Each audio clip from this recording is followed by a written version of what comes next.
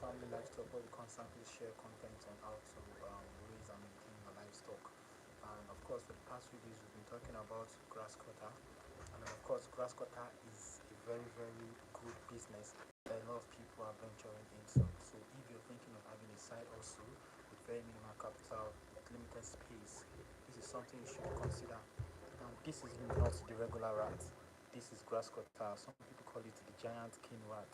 It's different from what you know. So now, this is the Nigeria, yeah? And then things are getting difficult by the day. Everybody is thinking of what and what they want to do as a side also. A lot of people don't know.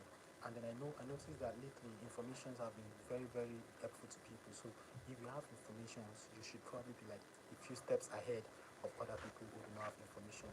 One of the latest information that I discovered, and then a lot of people have discovered, we've tried, and it's effective, is grass cutter farming. That's grass cutter farming. That's buying, getting grass cutters, running them in your backyards. They multiply, and then you sell them. They have good market value, and then they can be helpful in the house as well. So for those of you who think, okay, the price of meat is high, so you probably need something as an alternative.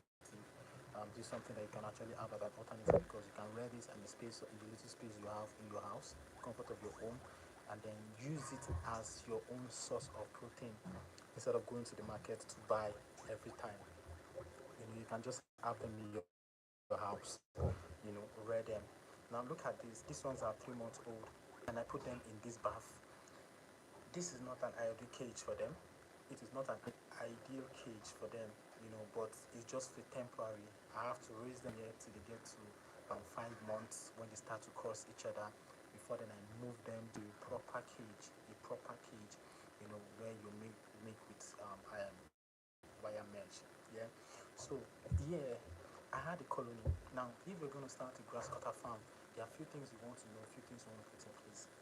Starting a grass cutter farm, you have to start with a number of 5. A number of 5 is a colony. What makes up a colony? That's 2 male and 3 females.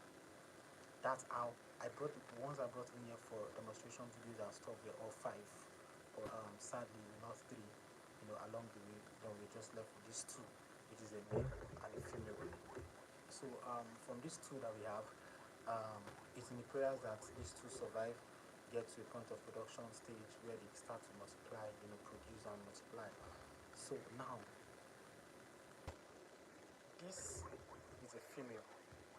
It's a long breed. This is a male. It's a short breed. So that's why, ideally, males are supposed to be bigger than females. These 2 are of the same age, like 3 months, yeah. But the female looks bigger than this because the female is a longer breed and then the male is a shorter breed.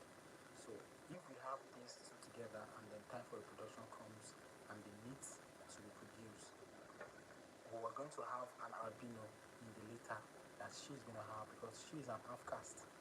I'll tell you how you know. Let's start with the regular one. This is what the regular grass cutter looks like. Now the color of his fur. You see, they literally have same color with some bush rats, like wild rats. Let's look at that again. You see that? That's what the color of the fur looks like. That's a regular grass cutter. Yeah. An half caste will not have the same color, because the fur is a mixture of white and then regular color. Yeah, look at it. It is an half caste. So in the lifetime of this half caste, when she gives birth to new litters, she would have at least 1 albino in her litter. Look at, very lovely grass or the grass cutter. So these are the few things that I think a couple of people should get to know. It's a side of business that a couple of people should get familiar with. Grass cutter farming is really not expensive to maintain. I think you only spend money to buy the animal themselves. But once you have the animal, every other thing is gotten free of charge. Take for instance, they eat this, that sugarcane stem and stuff. They eat this, they eat ugu leaf. I saw them some ugu leaf is finished here. They eat ugu leaf. All these things, of course, you don't have to buy them. You get them from the market. You get them as waste. These are the things they eat. If you cook in your house, awesome. You cook yam, the peel of the yam, you give to them, they will eat. You cook sweet potato, you make soup, the leaf, the system of belief they will eat. So the only thing you spend money on is buying the animals themselves. Once you have the animals, you spend money on any other thing, and of course, you can't keep them here. This is not a long-term space for them to be. This is just temporary space. It's maybe a period of just 3 months or 4 months or 5 months, the most, especially when they are not much. They just feel like this. Yeah. But when they are much and probably bigger than this, you want to put them in a proper cage. Then you need to spend money, to make a cage. So I think the money you're going to spend is the money you use in buying the animals themselves and the money you use to buy the cage.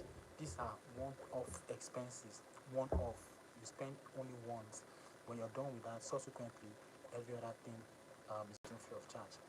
If you're going to go into livestock farming, you want to consider a kind of livestock that is very, very convenient to rear. We want to talk about habitation, where the grasscutter stays. Where if they don't occupy too much space, if they are not noisy, if they are not messy. You want to consider that. You want to consider what they are going to eat, because it goes beyond buying the animals. Buying the animals is not the problem. Getting them a place to stay is not the problem. Those ones are one-off things. You do them once and that's all. But there are things you're going to do subsequently for the rest of the time in the farm, which is feeding. And then, of course, you don't want to go into a livestock farm where you have to spend so much on feeding. So that's why it's advisable that you go into a livestock farm where you actually get almost everything you want for free. Where you get everything you want for free. And then Grasscutter is one of those. Okay, so the comment lines are open. You can send your questions. If you have answer, you can send in your questions, and we're going to answer them right here on the go.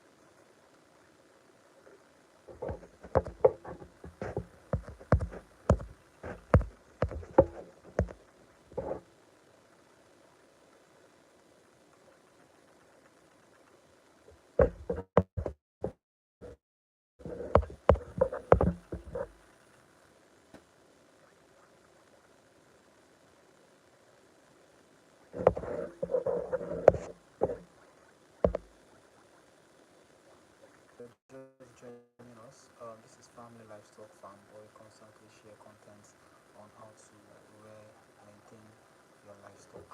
Okay, if you're just joining, we were talking about Grasscutter before you came in, and then Grasscutter is another name for giant king rat.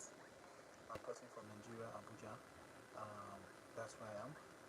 And then these are the animals that I brought home for demonstration, so to use for the purpose of this video.